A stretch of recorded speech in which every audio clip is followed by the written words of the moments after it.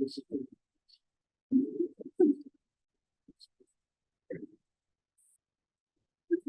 I think we will get started. So, let me know if you can't hear me.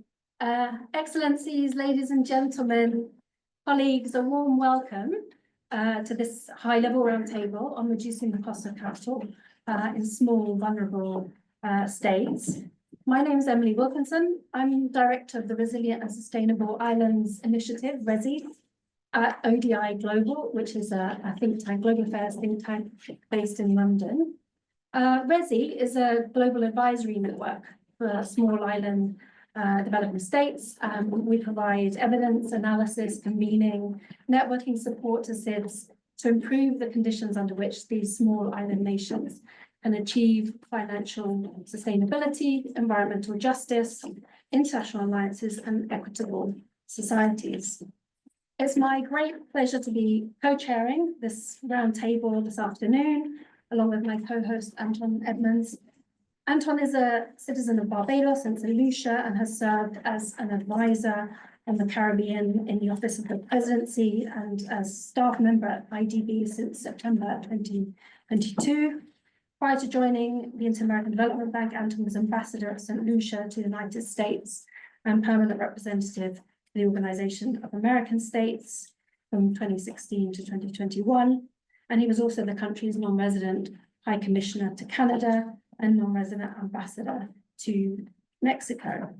Thank you to Anton and IDB for co-hosting this roundtable with ODI Global. It's really great to be partnering with you in our sort of collective support for small island nations. Just to let everybody know, this event is being live streamed. We have, I think, a very large audience online, and we really want to hear from all participants. So, please do raise your name badge or your flag when the floor is open. For interventions, so we can hear from many people as possible. Let everybody know your name and organization or country that you represent when you speak. I'm going to provide a few very short opening remarks before I hand over to my co-chair, just to set the scene. At RESI, we've been working on debt sustainability for a number of years now, in particular in SIDS.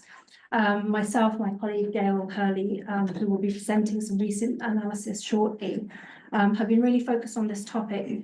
There are obviously going to be a lot of meetings this week with different views on how to address the global debt crisis, but we think that we really need to look at this group of countries separately in order to generate a response that's fit for purpose. If we don't focus on small island nations, small island developing states, small vulnerable states, then we will miss the very specific vulnerabilities that they face and the very specific circumstances that they are in. Most countries in debt distress are, in fact, African nations, but half of all countries that are at risk of debt distress are SIDS, which is interesting. This group relies more heavily on lending from multilateral institutions than those already experiencing debt distress, which in itself, I think, necessitates different mechanisms or solutions from those already in debt distress. Most of this group, another kind of interesting fact, most of this group did not benefit from HIPC, from the Heavily Indebted Poor Countries Initiative. And what that means really is that there is a specific group of vulnerable countries with unsustainable levels of debt and no scheme for debt relief or cancellation. This group of countries has a number of other things in common. They're mostly in the tropics. They are often low-lying or with significant coastal populations and infrastructure, highly exposed to natural hazards. They're small, open economies that suffer with a narrow export base, highly exposed to economic shocks, of unstable growth rates and high borrowing needs, which means that they face a sort of shared set of vulnerabilities. They're often forced to borrow at very high interest rates, which outstrip growth levels. An increasing number of SIDS now face debt sustainability challenges due to these structural constraints, diminishing concessional finance, susceptibility to increasingly frequent external shocks. And therefore, we do need to find a suitable package of instruments and measures to bolster and free up finance for climate resilience and ultimately reduce aid dependency. So with that, I'm sure we will come back to these issues and discuss in more depth at this roundtable. I will hand over now to our keynote speaker, Dr. Pep Bardwell. Pep is Director of the Bridgetown Initiative and Special Advisor on Climate Resilience in the Prime Minister's Office in Barbados. A Dominican national, Pep was previously CEO of the Climate Resilience Execution Agency for Dominica Creed, where she spearheaded the country's recovery program after Hurricane Maria and ambitious climate resilience agenda. Pep is seconded to the Bridgetown Initiative from the International Finance Corporation, where she worked as lead on resilience in the global infrastructure department. Pep, we are delighted to have you here and hope that you can share your thoughts on financial instruments and support, other kinds of support that SIDS and other small vulnerable nations need and that we should be focusing on in our conversations this week. Over to you. Thank you so much, Emily. Thank you very much indeed, Ambassador, for the opportunity to be here. Colleagues, I'm sure it's been a long day for many, so I'll try and keep my remarks brief. But before beginning, I just wanted to acknowledge Minister Ryan Strawn, who's Minister of Finance of Barbados, and I think he will have many insights that can complement the few remarks that I'll give. So Emily's asked me to speak about the cost of capital, and I'm not an expert on cost of capital, but I will share that cost of capital essentially reflects real and perceived risks. And the biggest risk that we're facing, which is a reality and is not a perception, I believe at least at a global scale, and what is considered macro-critical, is the climate crisis, as well as challenges that face sustainability in the space of nature.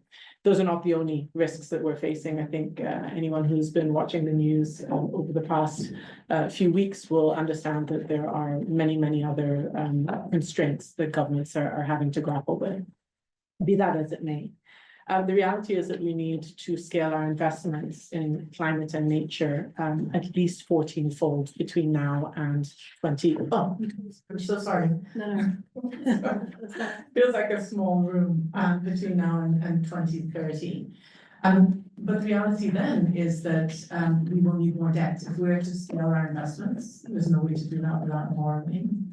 And so while we talk about the importance of reducing the debt burden, while at the same time needing more debt, what can be done to balance that equation? As Prime Minister Mottley often says, we need more, but also cheaper and longer term finance. That's really the only way to square this away. Now, we can reduce that burden, therefore, by having investment money, resources that are more affordable, but also by looking for resources from other places, in particular from the private sector, so that the burden does not disproportionately lie on the public sector. So there's nothing I'm saying here that is new. But how do you create that space? And again, there are no silver bullets here, but I think that there are a number of instruments that are grossly underutilized, and which we could squeeze a little bit more with more thought and with more consideration to get more out of. One of those is debt swaps or debt conversions, which Barbados has tremendous experience with. We're not the only country, but permit me to give a couple of examples from this country. Our first debt conversion was closed about 2.5 years ago. That was a debt for nature swap. And the most recent one was closed just a few months ago. That was a debt for climate swap. And with the debt for climate swap, it's $300 million US dollars of debt that was swapped out or converted, refinanced at a lower interest rate, and most notably in local currency from domestic banks, which I think is key, because that takes a second box, right, which is around domestic private capital mobilization, with a savings over 10 years of $125 million. Now, again, $125 million in no way is going to solve all of Barbados' problems, but that's a significant amount of savings and interest payments that you wouldn't really want to leave on the table, particularly because it makes a huge difference in financing significant capital investments in the resilience space. in this case, water agricultural projects, but also the South Coast Sewage Project, so sanitation, which is a major risk and something now that will be solved. And so there's an example of a swap that has been done, but what does it take to do more of these swaps? We've had a couple of conversations just today on the need for us not just to think about debt for climate, debt for nature, but debt for social. So broadly speaking, debt for development swaps. But in order for that to happen, we have to think differently about the burden, again, that is placed on our governments and our countries. So anyone in Barbados' Ministry of Finance who's asked about doing a whole pipeline of additional swaps will start to sweat immediately because of the challenges, the day-to-day pain of Speaker Minister's team that the team has had to undergo to get this to happen, running pillar to post. We're very grateful to the European Investment Bank, very grateful to the Inter-American Development Bank, but the back and forth of having to pull institutions together to help unlock this capital is always taxing. And again, you know, not every country can do these swaps because not every country is considered in a sufficiently acceptable risk category in order to benefit from swaps. However, if you're at risk of defaulting, that's when you need support. So if we're only supporting the countries that are not at the highest risk, then how are we getting people out of trouble? So I think we need to reframe that. But in addition, we have to think about guarantees. So these swaps only take place when there is a guarantee on the part of a supportive entity. In this case, it was two multilateral development banks, but we have to expand that pool. And so how do we bring bilateral partners to the table? Again, think about the resources that can be unlocked, and let's think creatively about how we bring sovereign wealth funds, how we bring bilateral donors that are supporting climate resilience to the table. But how do we also look at institutions like the World Bank that is now committed? It's wonderful to hear the push down from Yamanga's office to undertake swaps. But again, what are the restrictions that are placed on countries that qualify for those swaps and how much the World Bank itself can guarantee? So I think the instruments are there. It's more about adjusting them and really making them fit for purpose for the needs, particularly of our small island states. A second area within swaps that we need to think much more creatively about is regional. Small island development states, by their very definition, are small. But if you look at the potential, for example, in the Caribbean, for developing the renewable energy space, that cannot happen realistically without a look at the region. Barbados on its own developing 200, 300, 400 megawatts of offshore wind, not particularly attractive for a developer. Barbados taken together with islands in the vicinity that have baseload power, that have hydropower and geothermal, that could export to a subsea cable to help balance some of the intermittent power, much more interesting. But the sub-region of the OECS plus Barbados plus maybe 2 or 3 other countries exporting hundreds, thousands of megawatts of power through green ammonia, channeled through Trinidad, exported to the European Union, that has a mandate and a commitment to importing green ammonia is a whole nother story. But that's a regional, multi-year, possibly multi-decade approach that requires commitment from many, many governments and hundreds of millions, possibly billions of dollars of guarantees. So again, how do we not just think about a single country, because that's a country that knows how to do swaps, but about the needs of a region that must not only diversify an economy. In Barbados, upward of 40% of the GDP directly or indirectly related to the tourism sector. What other resources do small countries have, small island nations have? Well, we have our oceans, and we have energy in abundance of the renewable sort, solar, but certainly offshore wind, and that has to be leveraged. We cannot leave those resources and not add them to our more diversified economic base if we are to consider ourselves resilient. It's not just for energy resilience, it's for economic resilience and economic diversification. Again, we need partners that can help us think at broader scale. And then my last point is around domestic private capital mobilization. Again, example from Barbados, it's a fairly liquid market. Not every country has the same flavor of its capital markets, and has been able to contribute in the context of the swap that I just mentioned. But again, thinking beyond this country, across small island developing states, how do we bring that domestic private capital to the table? I'll often say that we focus a lot on foreign direct investment and how do we attract investors to reduce the cost of capital from foreign parties.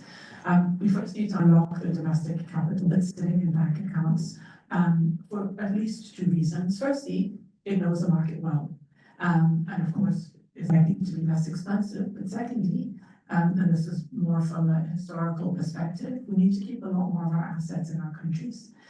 We cannot continue to operate in a system where whatever our best assets are sold off or acquired by foreign parties. And this is not protectionism. This is really trying to maintain an economic base, a capital base that really stays in the country and benefits the people for the long term. So how do we unlock that? And there's ways to do it.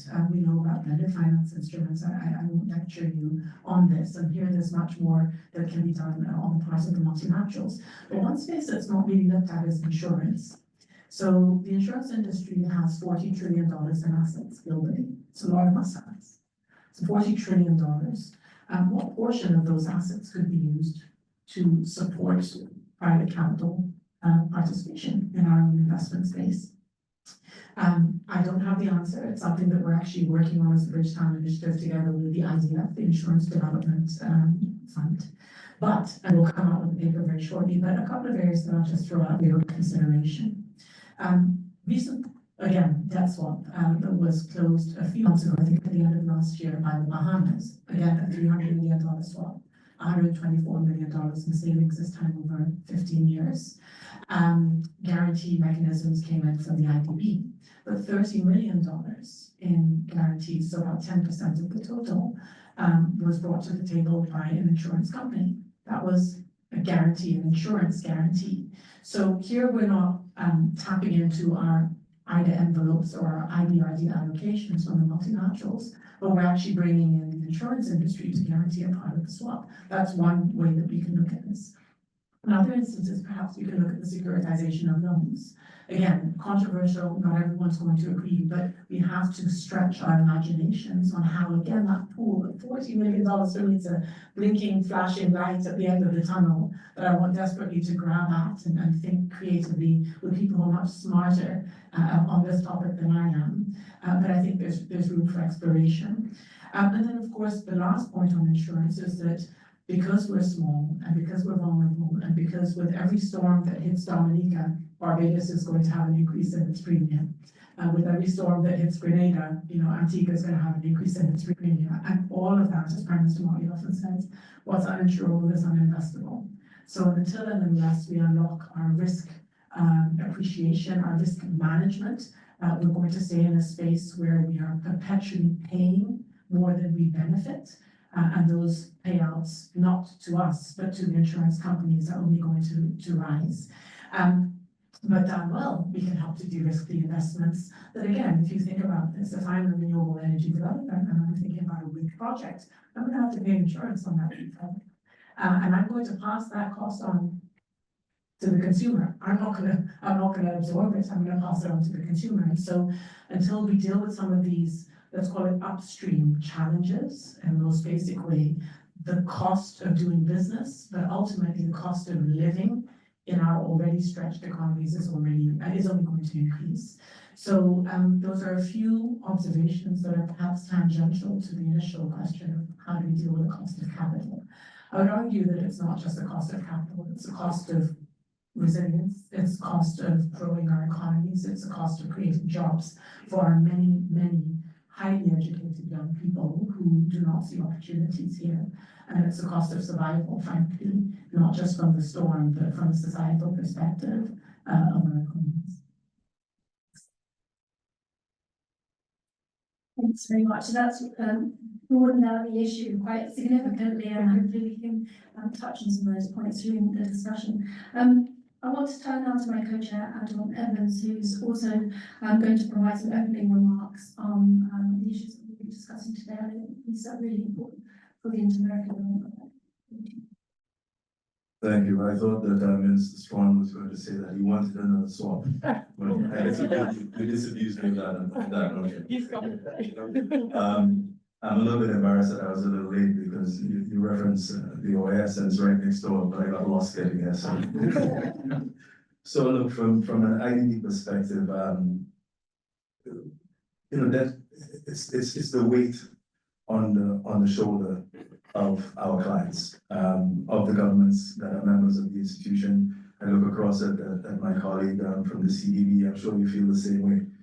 It's about development, right? And Dr. Badu mentioned this at the end. This is not just about debt. This is about how do we, as small island developing states, survive? How do we provide health services for our people, education, all of these things, the basics, the fundamentals to be competitive? How do we do that when the debt load is so high? How do we do that when at the end of the day, we know that we're susceptible to, yes, climate change and the other impacts of natural disasters and others? And it's one of these things that we at the IDB, we think that we're a good partner. We believe that we have the ability to lend money less expensive than if one were to go out to the markets because you're a stakeholder, because we see you as a good risk. But we do know that even though we think the money is cheaper, it's not cheap enough. We do know that at the end of the day, there is still that difficulty that our countries, our member states face to be able to service the external debt or to use guarantees or others to sort of squeeze some resource out of this where they can use to invest in infrastructure. And we have to find a way to wrestle that to the ground. It means that we have to partner more.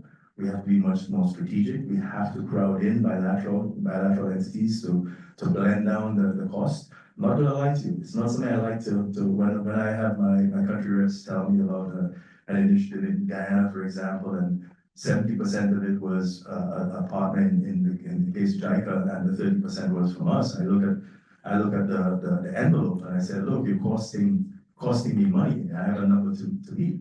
But the fundamentals are that our money at times, in as much as we think we're good partners, is too expensive. So to Pep's point, there has to be this alchemy, this solution or these solution sets that we have to explore more and more as institutions to be able to bring resources to our countries to service the debt and to deal with the development challenge that they all face. There's no getting around that fact.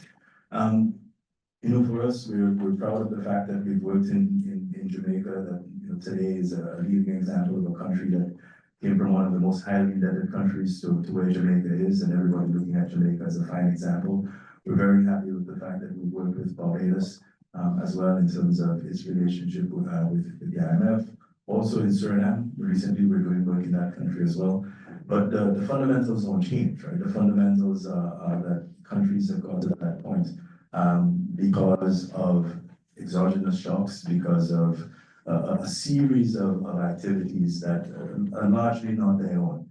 We can get into the discussion in terms of whether we manage our resources adequately or not, and that's a different discussion. But I dare say that when a Minister of Finance basically looks at the budget and looks down the road, maybe thinking about some rainfall, but not necessarily thinking about a Category 5 hurricane that basically is going to destroy the country.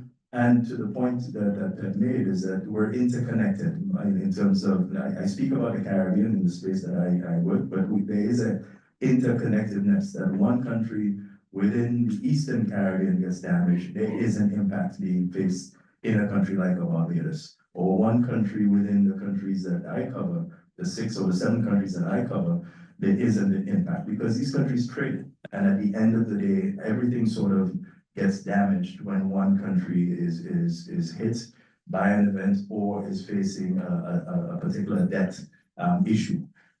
So we do have to work more closely together as MDBs. One of the key elements that I also want to focus on is not just about servicing debt, but this is, while servicing debt, making the investments in effective, I use the word governance, but digitalization of services in our governments, really and truly trying to figure out ways in which we can support governments as it relates to increasing efficiency.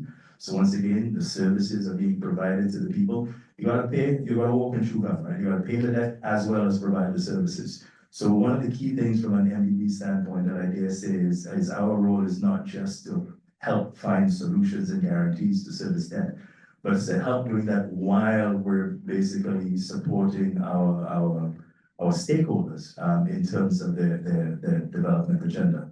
I want to say just briefly to one of the things that we're trying to focus on very specifically within the IDB and within my Caribbean country department was really listening to our governors. And we had no choice but to listen, because our governors basically said, look, you have technical assistance resources, you have stuff that goes into the region. You say it's regional, but the Caribbean doesn't really benefit. You kind of bundle us all together. And out of that has come this One Caribbean initiative that we're working on, where it's very specific to the Caribbean. And I must say, I must admit, I admit it in front of the minister and Daniel, is that one of the most intriguing things that I'm finding from an institutional standpoint is that if you don't keep an eye on where the technical resources are, it just goes out the door. Plenty of brighter people than I am in the institution. I'm not knocking anybody, but everybody has the greatest of ideas as to where that money needs to go. And at the end of the day, one of the things that we have to do as institutions, again, is listen to the client, listen to the partner. This is where you want the investment. You want the investment in citizen security. This is where you want the investment. You want the investment in piloting new products and new ways of doing business.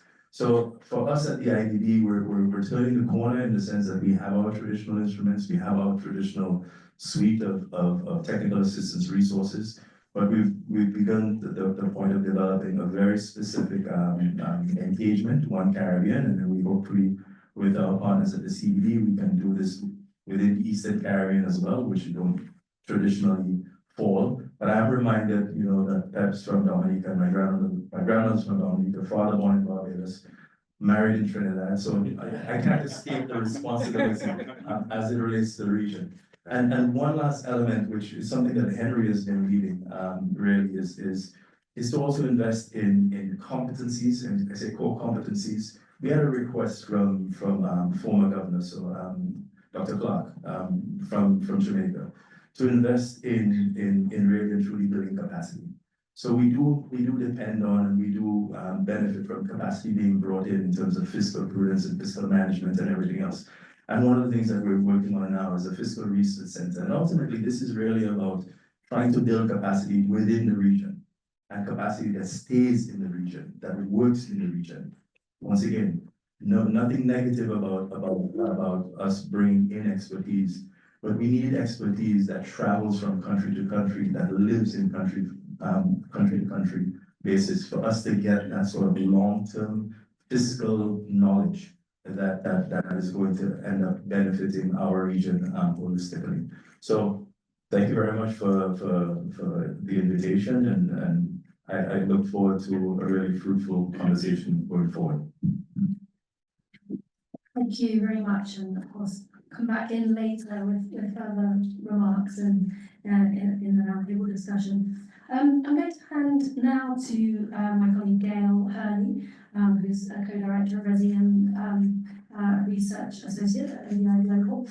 Gail has been working on a policy brief, which you might have seen, it's online and I think was shared with participants, that sums up some of these issues and puts forward some recommendations for supporting SIDS to bring down cost of borrowing, but also provide kind of broader support in accessing social finance. Over to you, Gail. Thank you, Emily. And Emily's being very modest here. She was also a co-author to the policy brief. I just did the short straw and I'm here to present it today. Two great opening contributions, so thank you, Pep and Tom. And it's great to see such a fantastic turnout today. Thank you all for your interest in this really important topic. So last year, in the run-up to the SIDS 4 conference, our work very much focused on successes and challenges in attaining debt sustainability in SIDS. This year, we've broadened our analysis of SIDS debt to look at SIDS cost of capital on international bond markets specifically. This topic matters because SIDS owe about 43% of their external debt to private creditors, principally bondholders, and the share of debt service being paid to this group of creditors is already very high, and as our paper shows, is set to climb further still over the next few years, which is a critical period for attaining the SDGs, as we know. We've seen that the cost of capital has very much been on international policy agendas over the last couple of years. It's been on the agenda of the G20, as Pep mentioned. Prime Minister Mia Mottley has also talked about the importance of more affordable, cheaper capital. It's also been addressed in various research papers, but what we've seen is that these have taken principally in Africa focus, and that's critically important for sure. But what we wanted to know was, what does this look like from the SIDS perspective? Because we've seen very little out there that looks at this issue from the SIDS perspective. So we wanted to look at that and start the conversation on that. So that's what we're here today to do. So there are 3 points I wanted to raise today from our analysis, but there's much more in our paper. So please take a look if you haven't had a chance to do so already. The first point is to emphasise, I think, something that Anton mentioned in his remarks, and this is just how important the relationship is between SIDS debt and external shocks, principally climate-related shocks, more so than for any other group of countries out there. And we see over the last 10 years, there's been noticeable uptick in the volume and the frequency of bond issuances by SIDS, both on domestic and international capital markets, including some first-time issuers like Maldives, we have here today. Papua New Guinea is another one. And on the whole, this capital has not come cheap.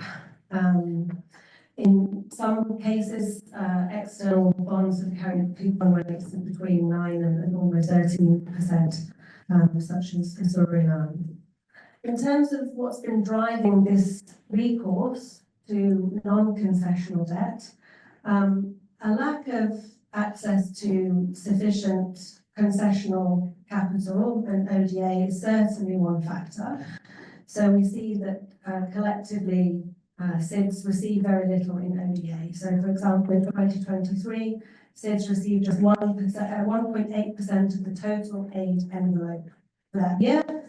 And over the last 10 years, SIDS have not captured more than 2.5% of the annual ODA envelope in any given year. So the shares are very small. But more important, as I said, is this external shocks aspect in driving recourse to non-concessional debt.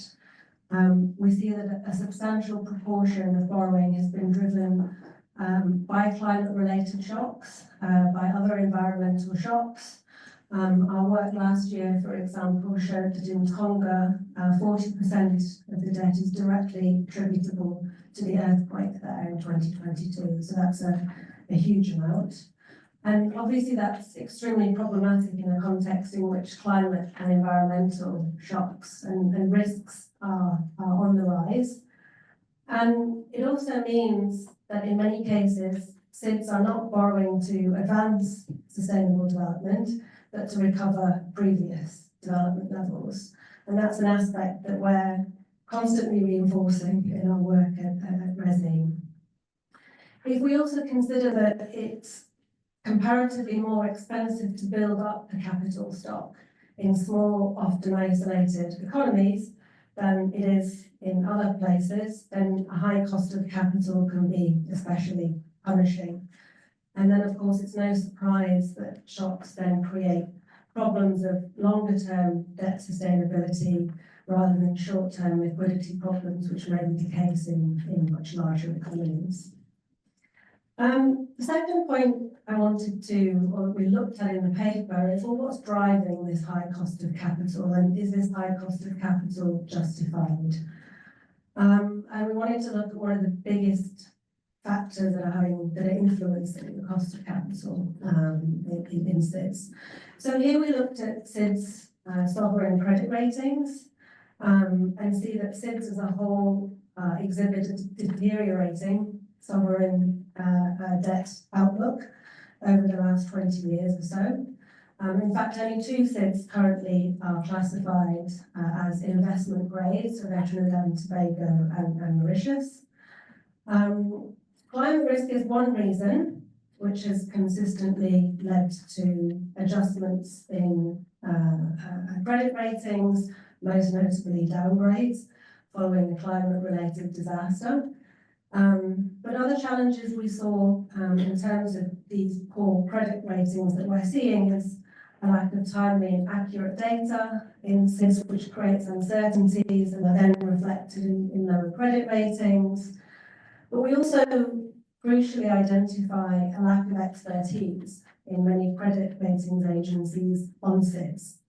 So because SIDS debt markets are small, they're not systemically important, there's limited incentives to actually invest in understanding them better.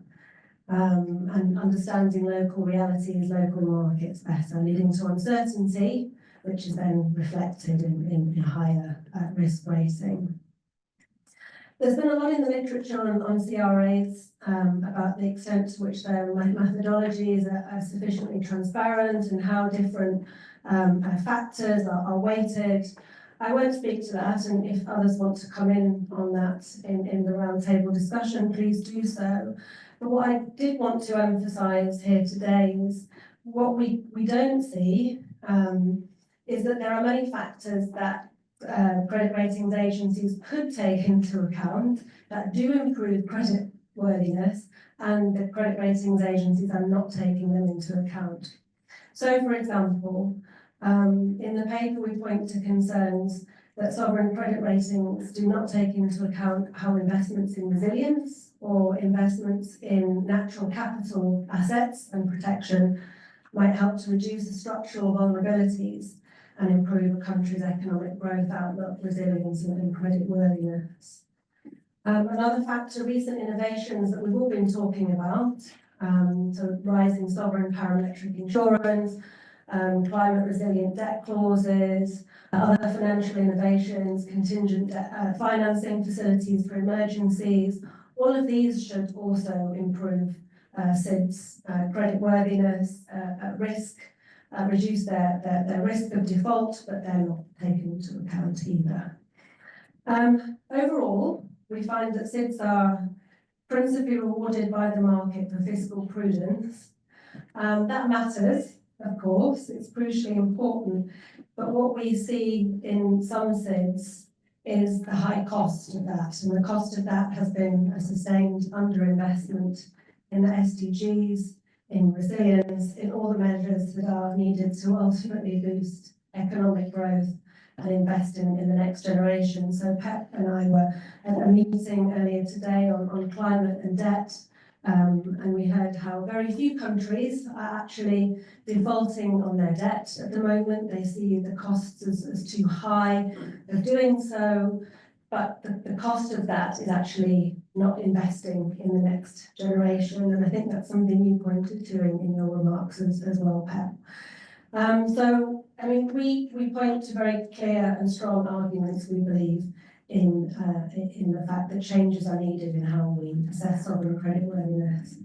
A final point on access to concessional finance. So, undoubtedly, we've all been reading a lot about how we're in the midst of an aid crisis. Are we in a post-aid world?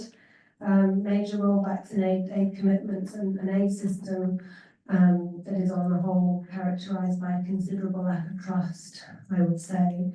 For SIDS which are highly dependent on ODA, these aid rollbacks are clearly of considerable concern. But there are many other SIDS that either are ineligible for ODA or ineligible for the small island exception from the multilateral development banks. And I think their experience is very instructive and shows clearly the risks that come with a declining access to concessional finance. So we see, for example, amongst the SIDS that are excluded, from preferential treatment under the Multilateral Development Bank Small Islands exception. Over half have recently experienced or are currently experiencing debt sustainability challenges. So we have a situation in which concessional finance is on a decline, but private borrowing remains expensive. So we ask quite simply, what if borrowing were cheaper for SIDS? What would this mean?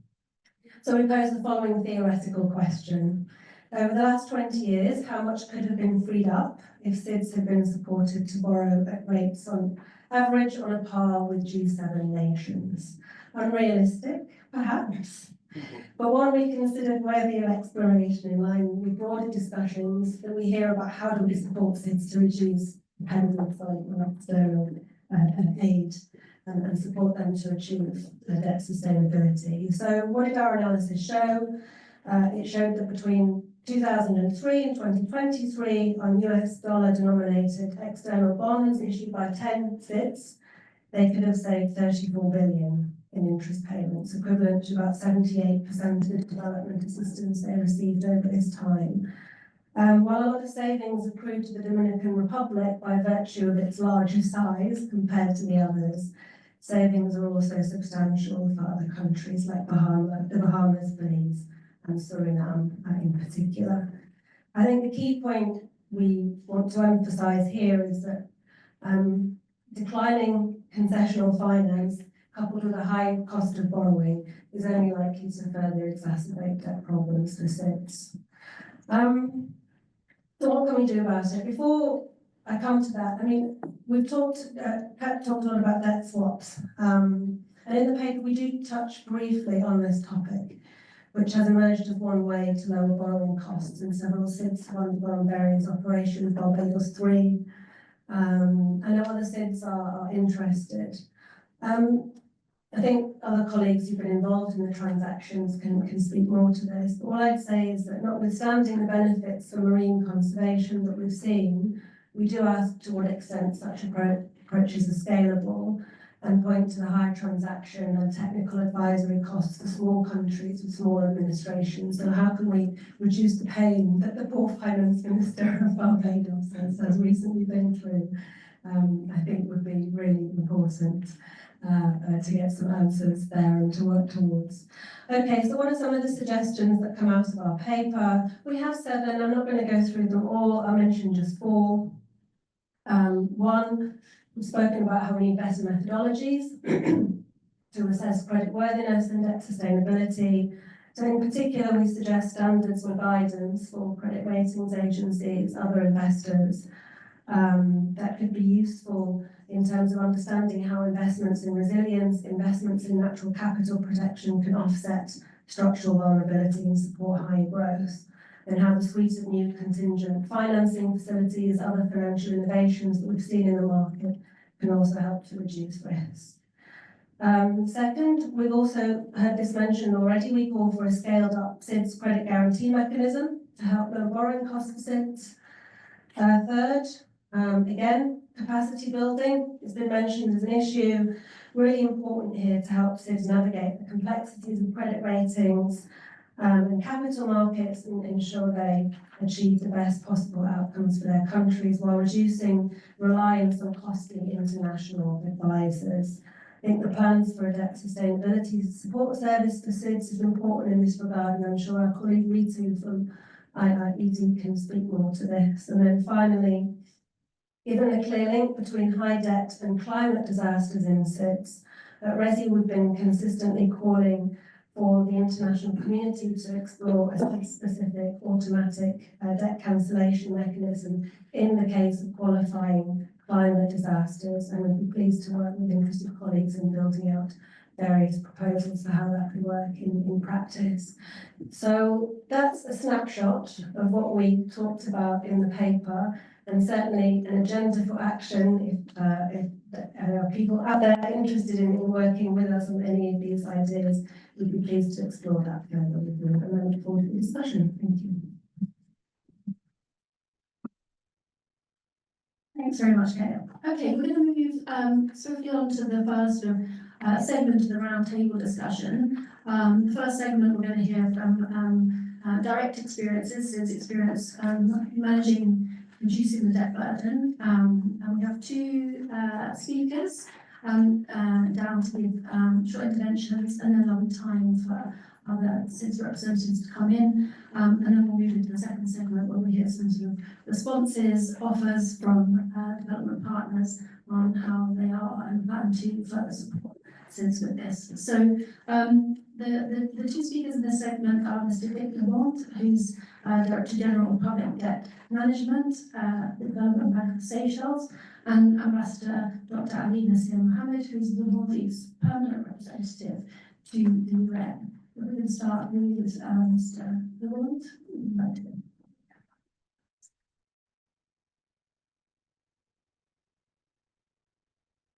Good evening. Good evening, everybody. I'm from the island of Seychelles, a small island in the Indian Ocean, with my neighbor Maldives. So I'll talk a bit about Seychelles' experience in terms of debt burden and reducing debt. So in the late 90s and early 2000s, Seychelles had accumulated debt that became unsustainable.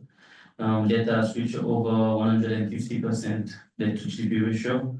And at that time, we were facing depletion in our exchange reserves. We depend mainly on tourism, on the activity revenues derived from tourism and also the fishing sector. We are surrounded by the ocean. And with the global economic crisis of 2008, so we faced debt distress.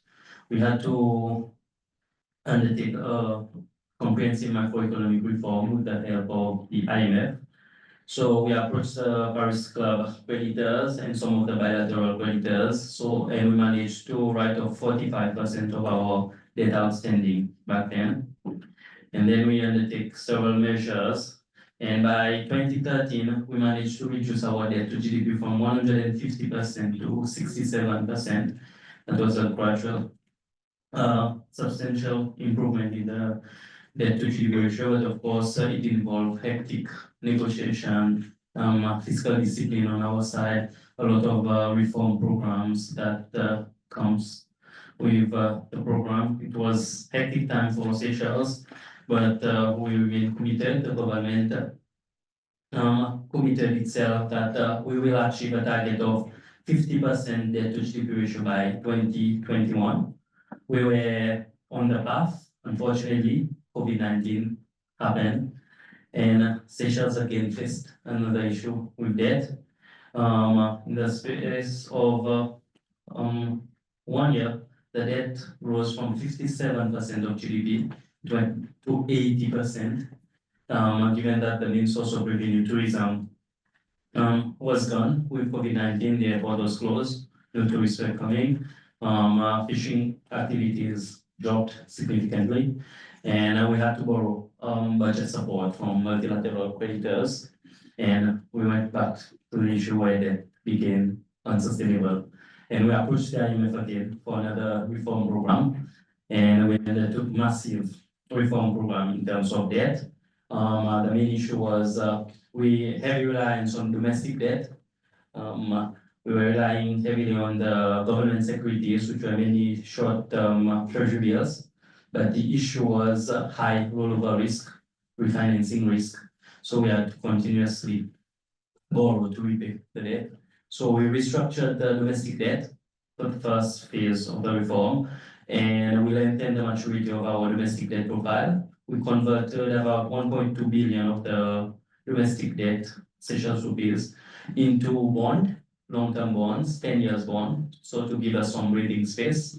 As soon as COVID, we rolled out the vaccination program effectively, and we were among the first country to open our borders to regain tourism, and the exchange rate returned to a stable level, and we managed to reduce the debt to GDP from 80% to 67% in the space of 1 year with all the reform measures we undertook. So the main point here is debt burden is heavily, for a small island development state, like people don't realize how heavy it impacts us. The debt, we are very vulnerable to all external factors And any issues externally affects us directly. We are impacted directly. Like now our debt is sustainable. We are at 58% debt to the GDP, and by 2030 we will reach 50%. That's our target, but any unforeseen event will affect us directly. And the sad part is when we are analyzing creditors, analyzing our for example, credit rating, they don't consider how vulnerable we are. We are classified as a high-income country, Seychelles, and this limits our borrowing capacity. We have to face concessional borrowing, it's limited given the high-income status. And there's so much that the multilateral creditors can lend us. So we have to go private creditors. And with private creditors, it comes at a higher cost. And just for example, last year, we paid 20 million USD in terms of interest repayments. That's only on interest. And that's accounts for about 1.5% of our GDP. If we could have used that repayment of interest into other activities, it would have helped us a lot. And we wouldn't have to borrow more budget support or other facilities to help us. And also we've got like several agendas to try and protect the environment, protect our natural resources. So we are limited in terms of natural resources as seeds. And if we are trying to protect our ocean, for example, how will we exploit resources, revenues from the ocean? We understand the whole point of conservation, but we need helping hand in other areas for us to try to get alternative financing, given that we are trying to protect the ocean, we are trying to protect our land. So it becomes a bit of a burden. And Seychelles has made several reforms in terms of debt management. In 2016, we undertook a debt furniture swap. We've talked a lot about debt furniture swap. We converted 25.9 million USD of our external debt for debt furniture swap. But right now, currently, if we were to go for another debt furniture swap, the way the debt profile is, we are not able to do it. Multilateral creditors accounts for over 80% of the external debt, and by nature, with multilateral creditors, you cannot go for a debt furniture swap. And with the remaining bilateral creditors, we approached them in 2008 following the debt crisis. They managed to forgive us debt forgiveness. We approached them again in 2016 for the debt furniture swap. And if we were to go now, it's like all the time, it's Seychelles coming back to them. So I'm not sure how they will take this into consideration. But we are mindful, we are finding alternatives. On the domestic side, it's true we have financing on the domestic market in Seychelles. However, it comes at the cost of shorter maturity, and it doesn't give us a fiscal space. We under an IMF program, we have limited fiscal space. When you guarantee forms part of your debt stock, also it limits you. You have to guarantee all SOEs, state of enterprise. We've got a major project for port extension. Government has to guarantee 70 million euros for the project. We've got the airport that we want to, it's over 50 years that we want to expand. But this limits our borrowing capacity as a small island development state. And also we undertook a blue bond, for example, in 2018. All these are measures we've undertaken to try and reduce the debt burden, but it's still not enough. As I was saying, for us, income classification is an issue. Being classified as high income limits our borrowing capacity potential. So we've been assisted a lot by World Bank and IMF on several facilities, the CADIDIO. Now recently we've been approached for a repair program, which are really good incentive, but the question remains, is it enough for us to be able to deal with all our issues? And even if now that is on a sustainable path, any issues can happen now with the geopolitical issues around the world. Any slight movement will directly impact us, and we are mindful of all these issues. So we have to be very cautious as a government. So even if we have our target, we have strict fiscal discipline, strict monetary policy, but it can be gone overnight. Any movement outside Seychelles will directly impact us, and I think like externally, people don't really realize how this will impact us, and we have to be very, very careful. And I think in terms of also the measures being used, perhaps we need to relook at the indicators we are using when assessing seeds. For example, I feel we should make use of the MVI index so that this will help us to, instead of income classification, to help to identify that we can borrow more based on our vulnerability. Thank you. That's great, thank you very much. Clearly a lot of experience in this room on using innovative financing instruments. I think the question that you posed is this enough? I'd like to come back to that in terms of what that looks like. Over to you, Ambassador. Thank you, Emily. My name is Ali Nasir Mohammed. I'm the Maldives permanent representative to the United Nations in New York. Unlike my neighbor from Seychelles, I do not work in debt management. That job is too hard for me. I have never worked in the finance ministry. I don't think they would take me as a qualified person to work there. But I have worked for a long time in mobilizing external resources. That used to be a function of the foreign ministry in the Maldives for a long time. And I would like to recognize my ambassador here in DC, Ambassador Kafur. He also some time ago, maybe a long time ago, worked in resource mobilization for the Maldives. And our colleagues in the finance ministry and the foreign ministry, we work together in resource mobilization. So some of the terminologies that you guys use in debt management are quite familiar to us, although we don't do the actual mechanical work in arriving at the formula that you guys drive. Because I'm a diplomat, I will speak a little bit about the diplomatic dimension of today's topic. The broader topic of external debt and the challenges that CIPS face as a result of external debt or having a high level of external debt. CIPS face unsustainable level of debts, not because of reckless decisions they make, is primarily because they face restless shocks that keep on repeating and repeating year and year. In the Caribbean, there are human-made disasters, whether they are high winds or Category 5 hurricane, or climate-induced disasters coming and hitting the islands in the Caribbean, in the Indian Ocean, in the Maldives. It's the changes in the sea or the temperature in the sea, the climate-induced phenomena that keeps on slowly eating up the land, the small piece of land that we have in the Maldives.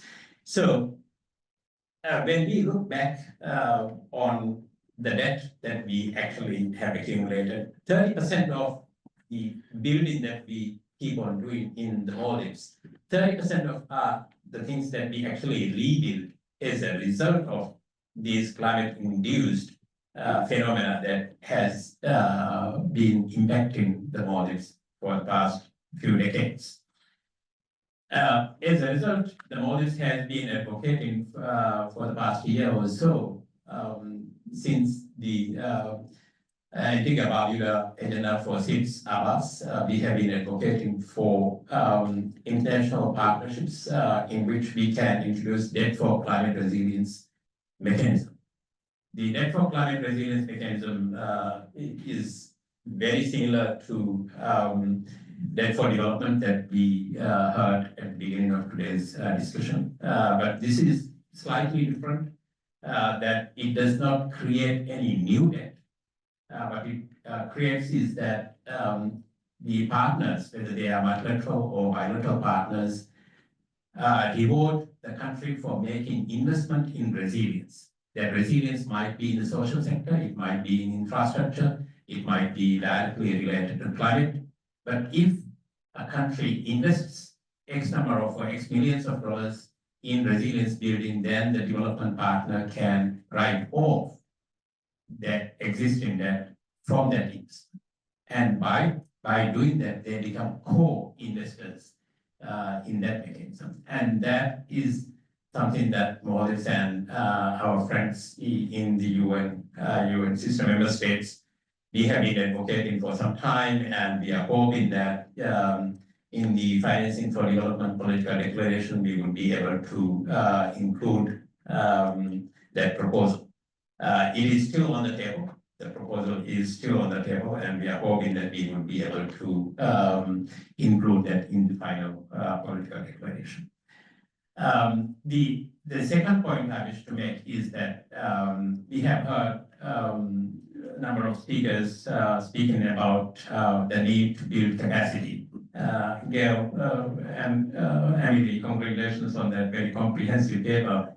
I read part of that paper, the ideas that have come out on the website, and I would look forward reading that in detail. Capacity building, at the beginning of my remarks, I said that SIDS accumulated this unsustainable level of debts, not because they are reckless borrowing, it's because of shocks, restless shocks.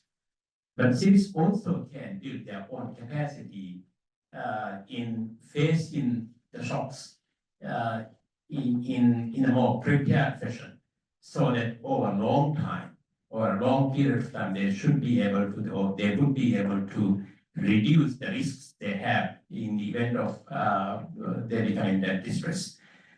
Strategic foresight definitely is one instrument that can be used in building capacity.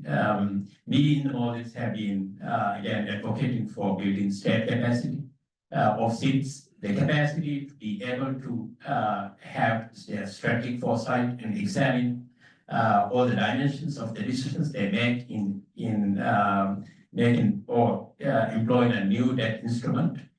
I know that if you go to the private sector and go to the bond market, you get a bond. The bond is released today.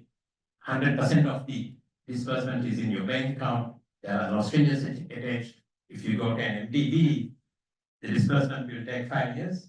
They may have certain strings attached. You would be asked to show certain books. If you go to a bilateral partner, they would say, well, you have to give the contract to our companies.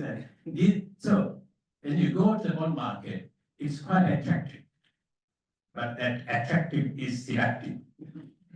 SIDS got to be able to examine that more critically and be able to plan more critically, so that they can chart out a way out of the risks they face.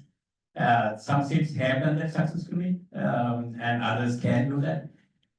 We in the SIDS outcome document have highlighted the need to build state capacity, and we believe that we SIDS as a group can, in the coming months and years, we would be able to build that capacity and overcome this challenge. Thank you. Thanks very much. A number of other issues raised there, and I think when we get into the sort of next round of responses from development partners, it'd be good to hear some direct responses to some of those challenges in terms of accessing finance. But I want to open it up now to other SIDS representatives, because we have a number of people here with direct experience of trying to reduce levels of debt, manage debt sustainably in the room. Please just raise your hand and you can pass in the microphone. Yeah.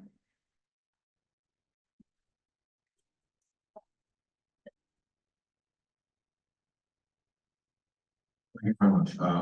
This is John from Barbados. I'll be brief. So one of the primary things that we have been pushing in the region, and I think Anton explained, is various linkages across the islands. And I think it's important that from a pool investment pool procurement perspective, that once we've been working at getting more concessional financing, we have to come together to do this better, because at the end of the day, Barbados is small. Oasis is small. We're individually. And therefore, if we don't come together in a very strategic way to say that if you're going to solve the water issue, for example, you have to do it in a coordinated fashion, which means having access to technologies in a way that allows us to be able to achieve scale. Because at the end of the day, I would love to see cheaper money. But if we don't have access to the technologies to be able, and the procurement, then the cost really is not going to come down sufficiently for us to be able to build resilience. And at the end of the day too, when you think of development, you can't really finance development, which is really a generational investment on 10, 12, and 15-year financing options. Because a child that's born today, firstly, that's at least 20 years investment. You're asking a child that's born, if you build a school today, to have to repay the loan for that school within that 12 to 15-year period, if you go to the market in the way that you suggest. It's fast, of course, but you need longer term instruments to be able to do development properly.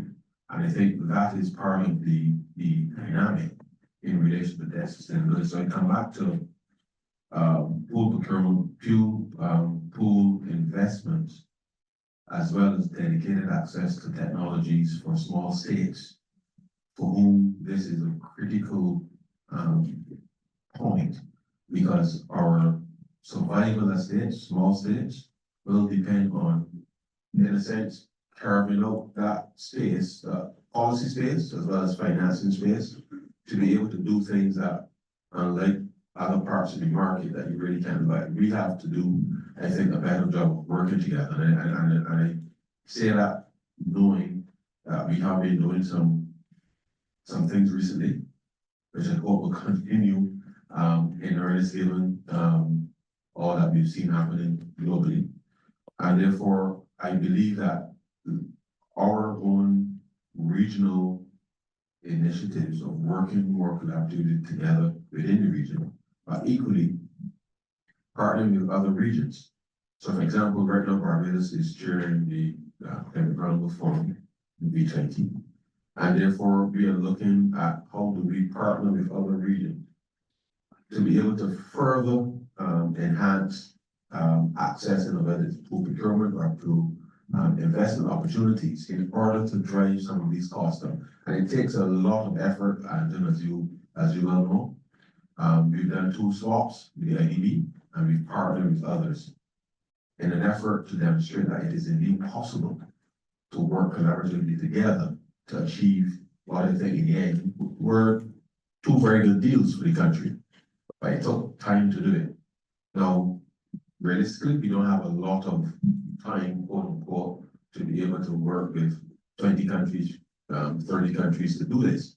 But I think the multilateral system allows us to be able to pull together, I don't want to say templates, but I think we've been able to demonstrate that it is indeed possible to be able to get this thing done. And I think if we're able to scale that in a very focused way or in very specific areas across countries, then we should be able to see some lowering of the costs with respect to capital, because we're able to go to the market and say, this is what it is we want to be able to access. This is the timeline within which we want to access the technologies for it. It means that who's supplying that knows exactly where it's going, and we have each country then is able to implement its part of the project within the timeline that's fitting to them, as opposed to everybody having to start at the same time and end at the same time. And I think that we have to be a bit more aggressive and creative around how we create some structures around that, because individually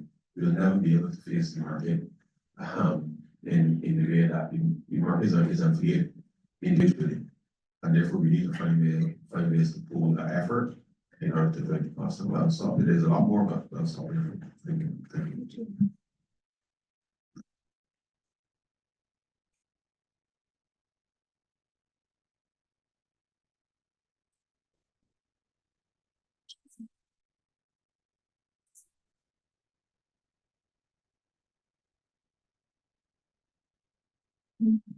Well, I'll just jump in quickly, if I may. Thanks for the opportunity and, for sharing everything this is too. So I want to agree with Mr. Sean and that we have to look for regional solutions. I will be the first to admit they're not easy to implement. So that within multilaterals, while conceptually or intellectually they understand the value of regional solutions, they're difficult to implement and they often shy away from doing them. The regional, the national projects seem to be simpler. None of them, no project is easy by the way, especially when you're dealing with small states. Transaction costs are high. But we have to incentivize these MDBs to do more at a regional level. We have to incentivize them to do more. One of the things I've been consistently calling for is transparency on the use of guarantees. It is all well and good to talk about the guarantee instruments that are available, but when you look at how they're deployed, they are not consistently deployed in states.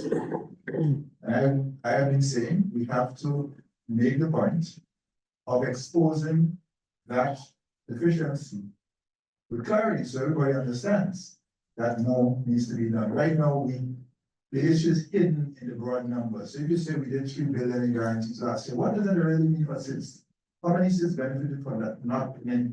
That needs to change. So one of the things that we can do is to advocate for that and to press forward on that. Because I do believe in all of the points made by Pep and others, Anton and others about mobilizing domestic capital, in part hands on our ability to leverage these instruments. And we are members of these institutions for a reason. Say that all the time. We're members of IMF, World Bank, IDB, whatever, for a reason. I have members with guarantees like World Bank, IDB, and others, CDB, Current Development Bank. And therefore, we need them to do more in that area. I do also want to say that the capacity issue is always going to be front and center. When I worked in finance and we did that analysis, we would talk about the grant element, but there's a tax element, which is the difficulty or owners it is to engage with partners to do anything. And when you put that burden on these small, these institutions with very limited capacity, the guys in finance are doing everything, almost everything. It becomes very, very difficult. So you always have to add to this conversation the need for capacity building, and as Mr. Strong said, to access technologies which will really help. So those are the areas where I would really love to see us move. We just did, and I'll end with that, an attempt at pooling, and it's ongoing, a regional energy, renewable energy facility in the ECCB with the World Bank. Started with 3 countries, Grenada, Saint Vincent, and Lucia. Obviously, we want to scale that. So we want to get more countries involved and we want to get more partners involved. Beyond the World Bank, a number of agencies have been speaking with us, but several agencies have been talking to them, but we really want to see them come in. On the renewable side, but I keep making the point, you cannot transform these regions, these countries, if you pay 30 to 40 US cents per kilowatt hour energy, just cannot. So we talk about lowering the cost of capital. We also have to talk about lowering the cost of energy in these regions, in these countries, and that's an area where I think it's ripe because there's so many things. That's why our central bank gets so excited about that particular one because it's the nexus of the foreign reserves, competitiveness, fiscal, improving the fiscal account, the household, families. There's so many dimensions you can touch with energy. That it is for us one of the highest priorities. And I'm not even talking about the whole climate issue and the fact that it's also going to help to lower emissions. So I would end by saying, 1, let's bring transparency around how we use guarantees. 2, let's make a real step on capacity building. And 3, let's see how we can partner, especially in renewable energy.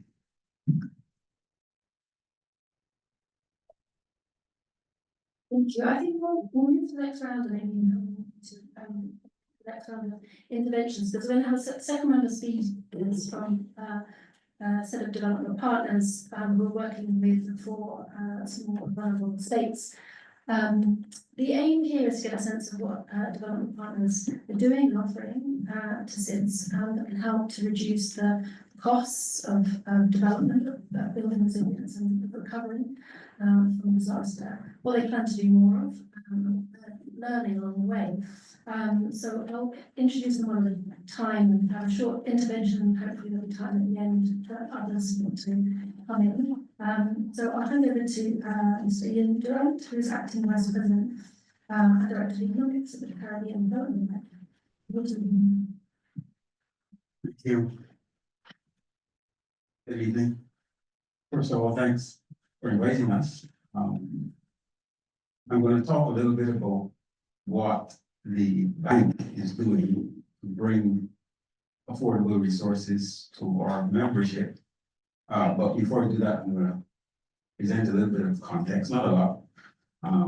And the context is really going to refer to that group of SIDS that constitutes our growing membership. So I think we all recognize, and it's been said, that the development needs for our region are absolutely significant. Growth has been lagging. This is a story that we've constantly told. The average growth in our region is half of that of other SIDS. That's really troubling. And of course, the region is also well behind as far as the achievement of the SDGs are concerned. And then there's the perennial issue of the acute vulnerability to natural hazard events. So the needs are significant, and there are lots of areas on which capital needs to be expended. But their levels are also high, and this obviously presents a significant challenge. Now, as an institution, we looked at the growth financing needs of our region over the next decade as context for our 10-year strategy. And specifically over the next 3 years, as far as growth financing needs are concerned, we are looking at 7% of GDP on average, or US $14 billion a year. And these are needs that are generated by the extant macroeconomic context. So we're not even talking about accelerating towards the achievement of the SDGs. And that would obviously increase the amount significantly. But these funds need to be as concessional as possible if we are going to avoid worsening the dynamics and the debt of hand that exists in the region. So all of this means that the region, really, our region needs significant amounts of finance, but also that finance absolutely has to be affordable, either in the form of concessional loans or grants, which would be ideal.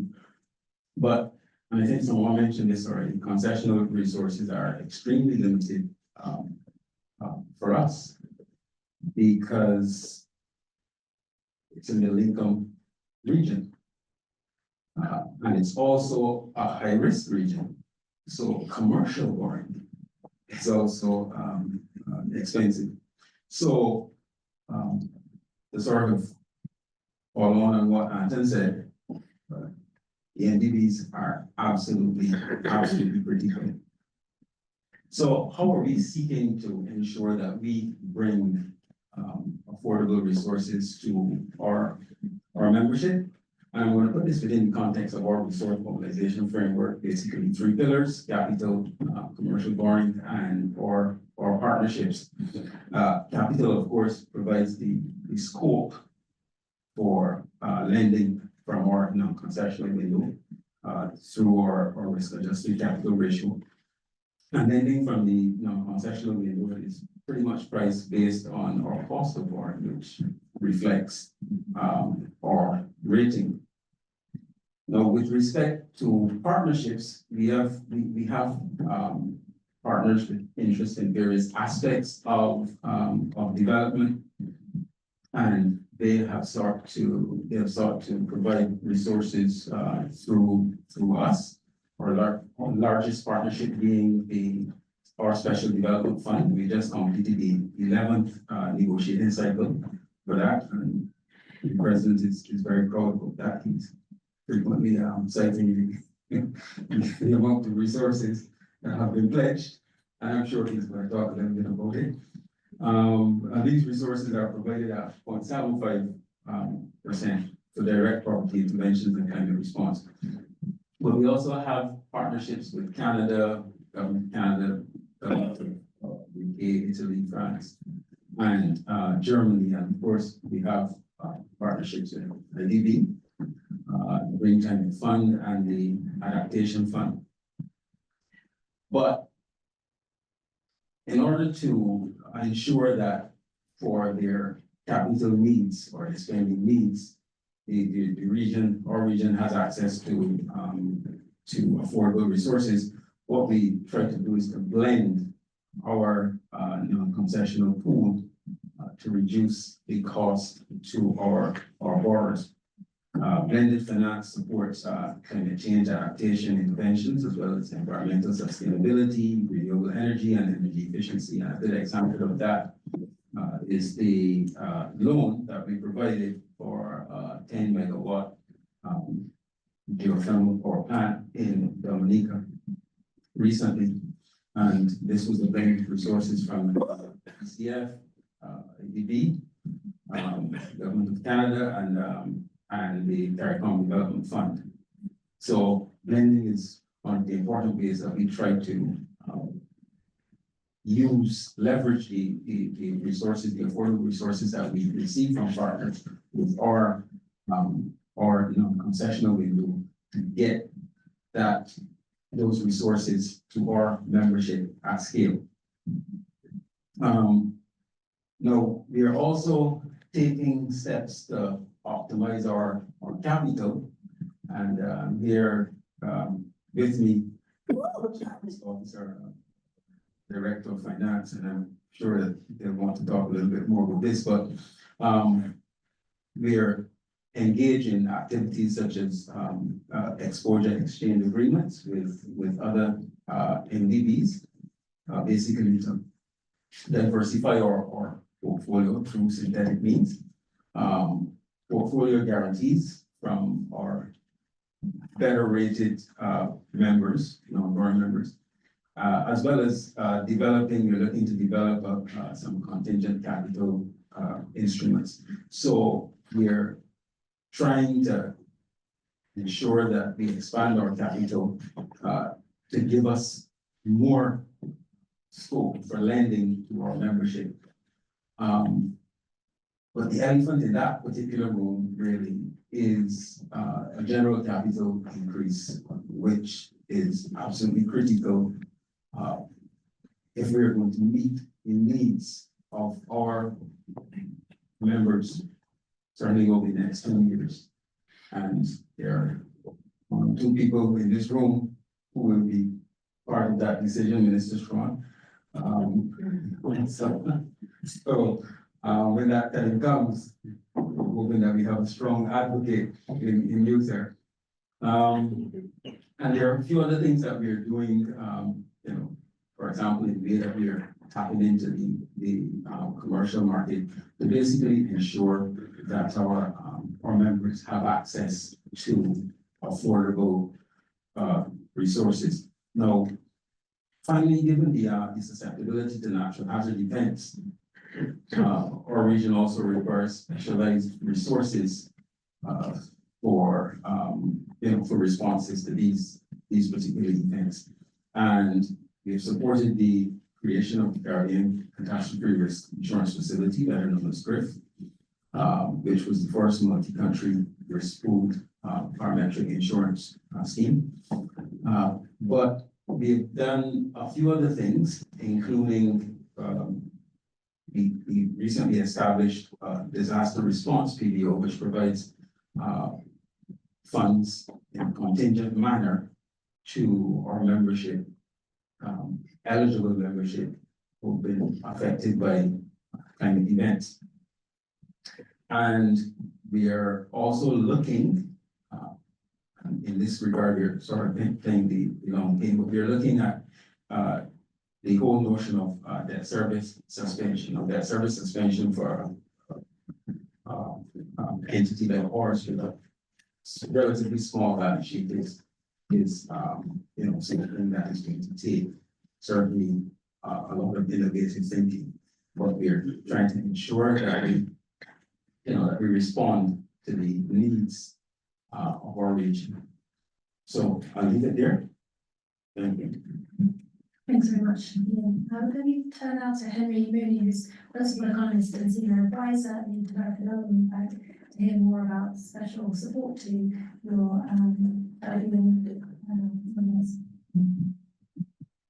So thanks very much. Thanks to both of you, Gail and Emily, for inviting us today, and congratulations on the excellent paper that I had the privilege of reviewing before it came out.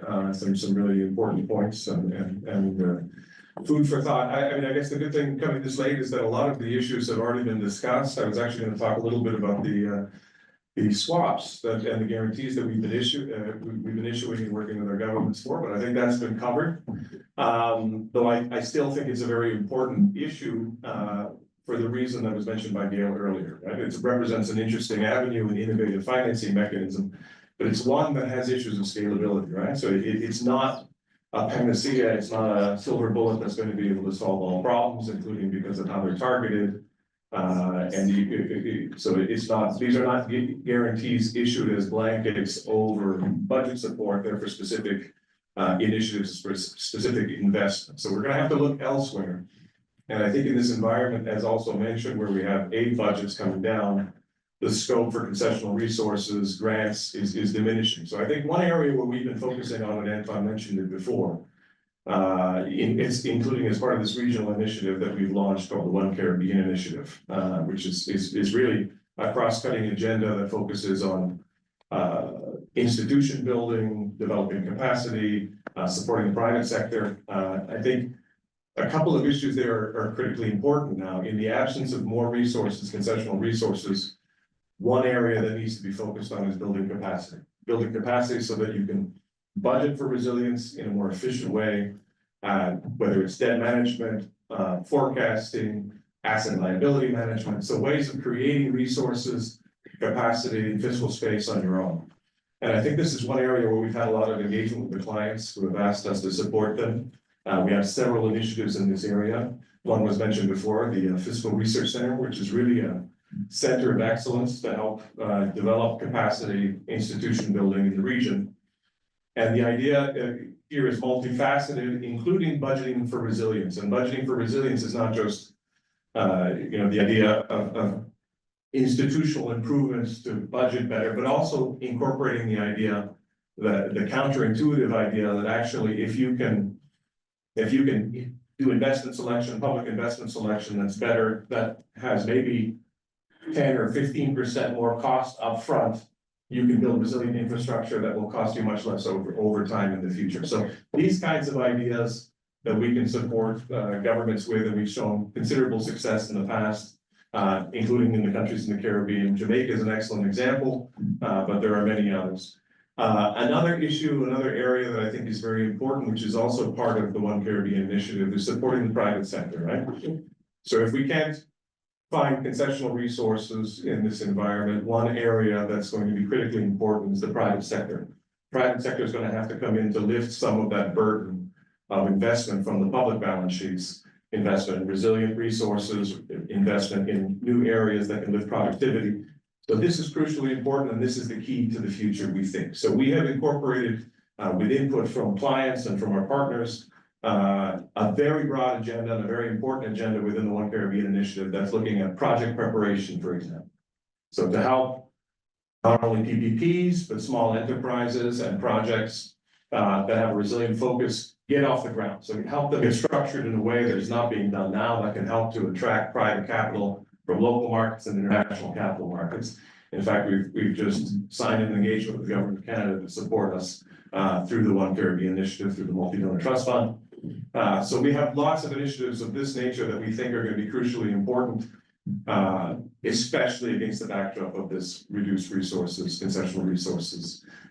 It's going to have to be the private sector. It's going to have to be the public sector doing things more efficiently and selecting projects in a more effective way, building resilience through capacity at home. And I think that these are the keys to the future. And I think that these are agendas that we are driving right now in partnership with other institutions around the table here, but also with our clients.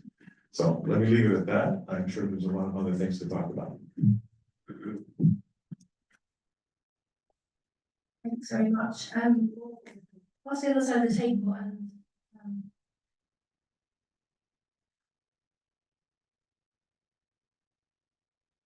what's the table other side of the world? We have Scott Morris, who's Vice President of East Asia, Southeast Asia and Pacific at the Asian Development Bank. Scott, let's hear from you about the support that ADB is providing to the specific cities.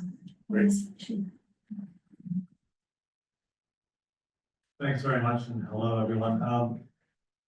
Let me focus on, in my portfolio, what is the Pacific region, where most of our SIDS countries are. I think it's important for context to recognize, as a region, these countries are smaller, poorer, more geographically isolated than other regions in the world that have SIDS. And so from that perspective, our ability to do grant support is critical, and to mobilize those resources is really critical for our engagement there. Now, we actually have a good news story here, which is hard to come by these days, in the sense that the fundraising we do for these grants, both for SIDS and for other eligible countries, the so-called Asian Development Fund that we had a replenishment last year that was actually very successful. $5 billion in grant resources total. About a third of that will be grant allocations to SIDS. That represents both a growing pie in terms of the overall grants that we've raised, but it also represents a growing slice of the pie for SIDS, and that reflects some adjustments we made in allocation formulas, particularly the economic vulnerability premium, thematic pools that also tend to benefit these countries when it comes to greater emphasis on resilience investments. And I should add, in terms of so all of this represents a very significant increase in grant allocation to these countries over the next 4 years. Now that's happening in an environment we all fully recognize, we've already discussed here, where donor support is harder to come by. Reflecting that, even last year, we substantially increased our internal resource commitment to this fundraising, and I suspect that is a trend that will continue. So we are not engaged in wishful thinking in terms of donor behavior going forward, that we will maximize the use of our internal resources, namely the profits and earnings on our lending activities in most other countries, earnings on liquidity investments. So really, I think there's been some hesitancy over the years in our institutions to allow those, those sources of income to go to grant disbursements, because there's a tendency to want to capture it and retain earnings and grow capital. But this reflects a very strong shareholder commitment across, a region that is dynamic, very large, some of the world's largest economies. Nonetheless, an understanding that we needed to do more and really step up our support for SIDS. And so that really is evident in the outcome of this replenishment and the content and the structure of it.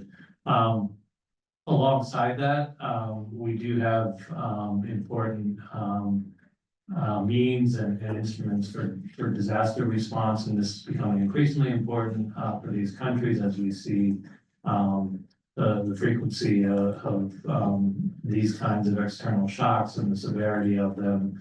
So, you know, we are drawing on both I always blank on the acronym, I'm gonna look it up again, the APDRF, the Asia Pacific Disaster Relief Fund, which is a fast dispersing, relatively small grant allocation, although not, you know, in the context of these countries, not so small, but it's available across Asia and the Pacific.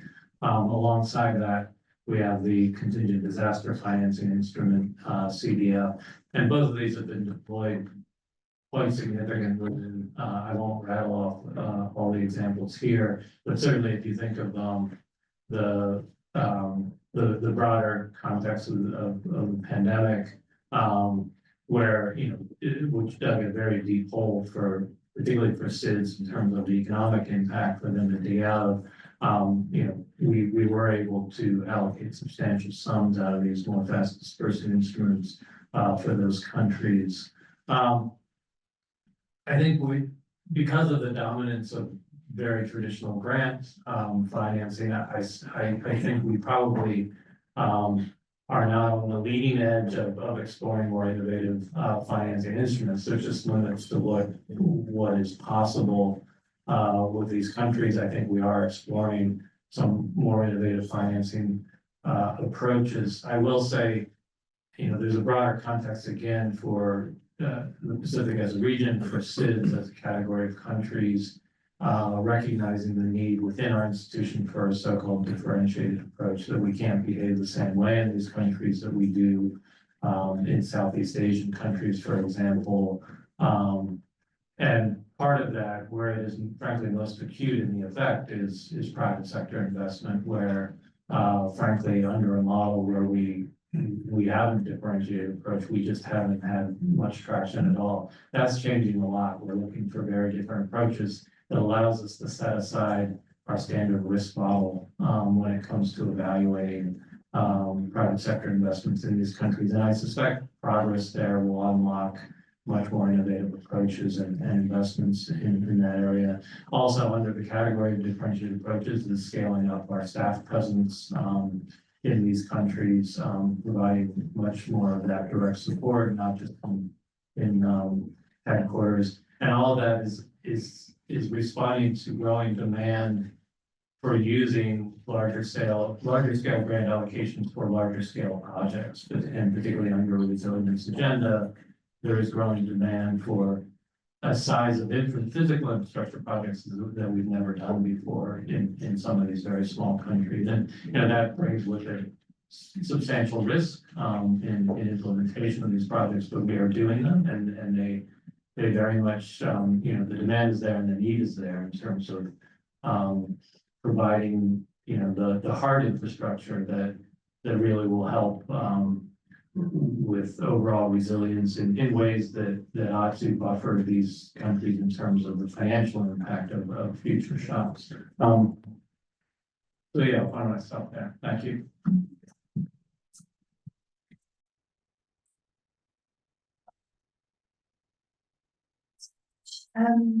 Our next intervention is from Mark Flanagan, who's Deputy Director of the IMF Strategy, Policy and Review Department.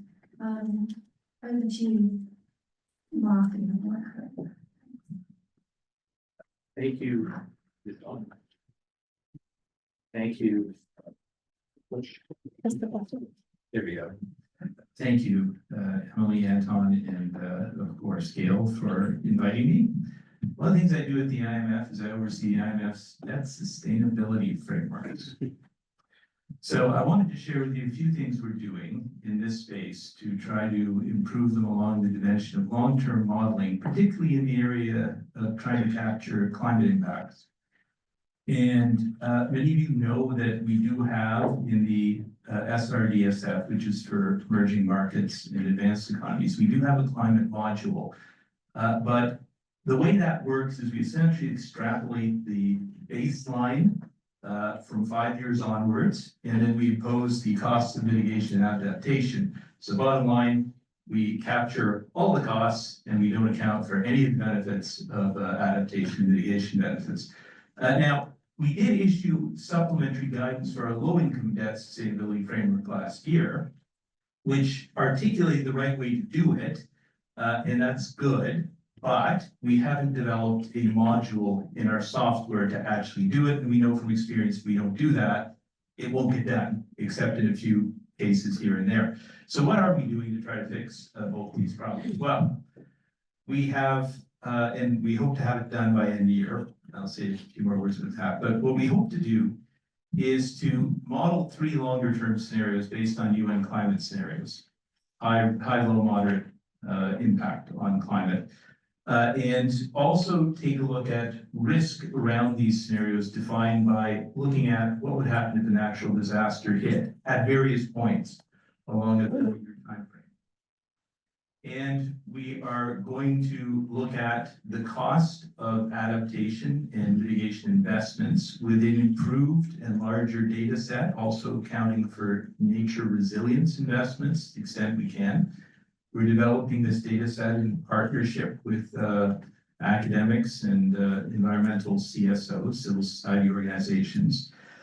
And we're gonna find ways to measure the debt risks associated with these different paths and allow for different ways to consider financing these paths. Now, if you step back, what we're doing is actually taking a look at the other side of the distribution of risk, right? The DSA frameworks were set up to look at the risk of distress. They were not set up to look at fiscal space issues and how you use that fiscal space. This is what we're trying to do with this reform. So it would allow countries in principle to consider investments in a framework that would account, hopefully, roughly, approximately, properly for the impact of these investments, and look at different financing scenarios to see how it could be sustainably done. So we think that could change the dialogue on some of these matters in a very positive way. For our SRDSF for emerging markets and high-income countries, we think we can have this in place in the software and operating by the first quarter of next year. For our low-income debt sustainability framework, it might take a little bit longer because of approval procedures associated with the ongoing review of the low-income country debt sustainability framework. So that might take towards the end of next year, towards the end of 2026. But it could be available on a discretionary basis earlier. So since this is also a discussion of support services to SIDS, I want to mention one thing as well. Some of you may know last fall in November, we articulated our debt policy guidance for the very first time and published it. 100 pages of how we go about deriving financing assurances, our lending into arrears policy, and the IMF's role in debt restructurings, covering all the way from how we set debt targets, how we share information with whom and when, how we support debtor-creditor engagement in setting perimeters for debt restructuring and thinking about comparability treatment, all of these things. And we've done a lot of outreach to market participants, New York and London, also to debt advisors, to legal advisors, sovereign debt lawyers. And one thing that came up was they said, look, this is all really useful. Thanks for writing this down for the first time. You know what would be really helpful if you could come out when there is a debt restructuring at the invitation of the country authorities and speak to the creditor committees about how this would play out under IMF policies. Explain to them basically the process, what the fund would need to see from them, on what timeline, etc. And we can do that actually. So I do want to mention that we will make that service available. We haven't had an opportunity yet since we published in November, because fortunately there haven't been any cases of countries lapsing into debt distress of late. I think realistically that will happen again, perhaps multiple times in the next year. So I do want to encourage, if any of you ever get in that circumstance, there will be additional technical assistance available from the IMF on dealing with creditors in those circumstances. Thank you. Thanks very much, Mark, and I hope you'll stay on reception after this event. So follow up with you on the little ones and the details about this. I will need to stay on. That's a very good segue into our final speaker, Ritu Bharadwaj, who is the team leader and principal researcher, climate change group at the International Institute for Environment and Development, who is going to tell us about the debt sustainability support service for SIDS and other countries. Thanks, Emily, and it's so good to be speaking at the end because a lot of issues have already been put on the table. And I looked at, as I almost thought my chance was going to come, I looked at the topic of this roundtable, and that was cost of capital. Is it better? I hope it's not going here. Yeah, it's good. Yeah, okay, so the cost of capital, and the reason why I'm referring to this again and again is there are a lot of hidden costs, hidden handbrakes, as we call it, in terms of SIDS and a lot of other least developed countries, landlocked developing countries, FCAS and so on. And I can start off by only we heard about use of multidimensional vulnerability index. We've been hearing all throughout how SIDS are more vulnerable because of their geographic isolation, dependence on imports and so on and so forth. But I was most recently speaking, I'm not going to say which MDB it was, and that MDB mentioned to me that we are not going to spend our resources giving money to rich countries like SIDS. So the point is, finally, MBI has been recognized, but how much of it is really going to be used when disbursing for some reason? I think some of them might need to be. Let's record So that is one point. Second is DSA, and I'm so happy that I came after you, and we are really looking forward to seeing more of IMF's work around DSA reforms, because again, all the parameters that are typically used for debt sustainability assessment, we ourselves did analysis on that. Almost every, not ever, was debt to GDP ratio, external debt, tax revenue volatility, fiscal balance, all of this, we have analyzed how every time a small island developing state is hit by a crisis, how almost all of those parameters get negatively impacted. None of that ever gets recorded in analysis. Third, most recently, we're going to come out with, in 3 days' time, we're going to come out with another hidden handbrake or another hidden cost, and that is currency fluctuation. Nobody talks about it. And we looked at not just, we were talking to some of the Caribbean countries, and they said, we have a pegged system. So their currency is pegged to US dollar or some other country. But a lot of them have floating. So we had to analyze both models. In floating model, on an average, LDCs spend both on debt as well as import. 27% of the GDP gets lost because of currency fluctuation. In SIDS, it is 11. And that's the reason why, because a lot of SIDS, especially Caribbean SIDS, have pegged their currency.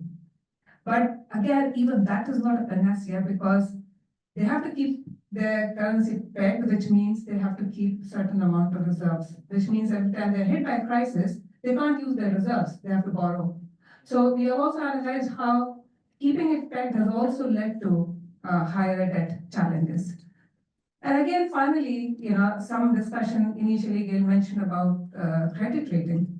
We ourselves did a very thorough assessment of purely the credit rating issues, challenges with small island states.